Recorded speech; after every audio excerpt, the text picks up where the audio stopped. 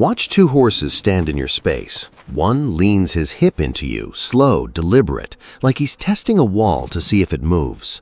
The other does the exact same thing, same distance, same shoulder, and it means something completely different. Most people would call both of them disrespectful, pushy, testing you. We're going to look at the one tiny detail in the eye that tells you if your horse is testing a boundary or if he's actually in pain, and why calling it disrespect is the fastest way to break your bond. If your horse crowds your space, ignores a cue he clearly knows, or plants his feet when you ask him to move, you've probably been told that's a respect problem. Fix the respect, fix the horse. Here's the uncomfortable part. Horses don't have a concept of respect, not the way we mean it. That word is doing a lot of work it was never built to do, and it's been quietly ruining people's relationships with their own horses for decades.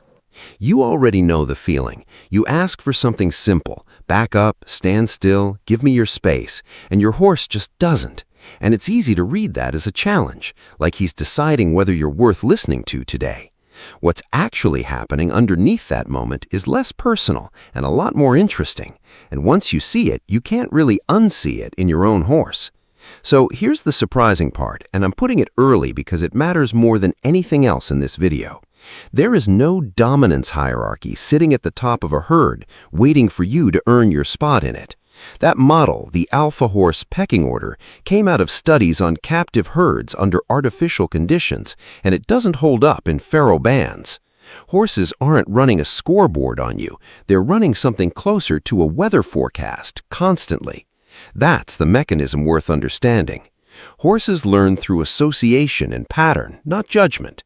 Every time you interact with your horse, you're either confirming a pattern or breaking one. Push into pressure and get released, that's a pattern. Ask for something and get inconsistent follow-through, that's also a pattern, just a messier one.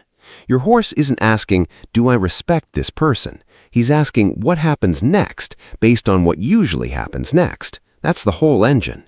If this deep dive is already sparking more questions, I put 50 of these misread behaviors in my book, 50 Horse Behaviors Humans Misunderstand. It's linked below. Not a lecture, just the actual reasons from the horse's side of it. Now, the crowding your space thing.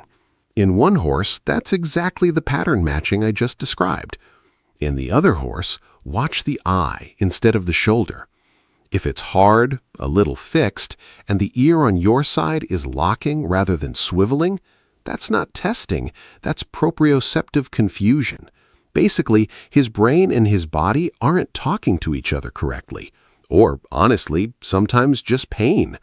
A sore hock, a poorly fitted girth, or a mouth that's uncomfortable. He's not deciding you don't matter.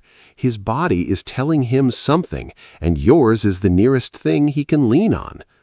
Try this the next time it happens. Don't correct first. Just watch for 3 full seconds. Eye, ear, wait.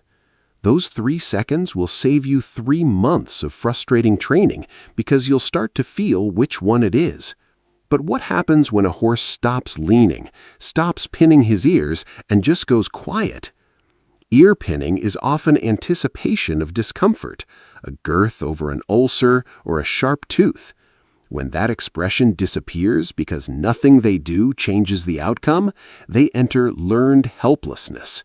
They haven't become respectful, they've just stopped raising their hand in class because they've given up on being heard.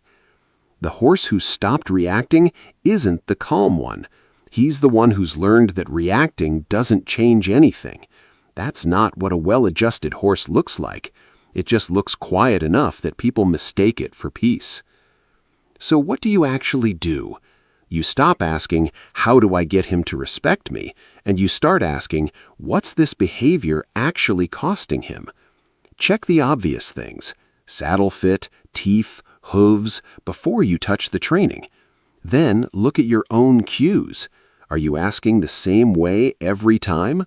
Or does whoa mean something slightly different depending on your mood? The horse standing in your space isn't measuring you.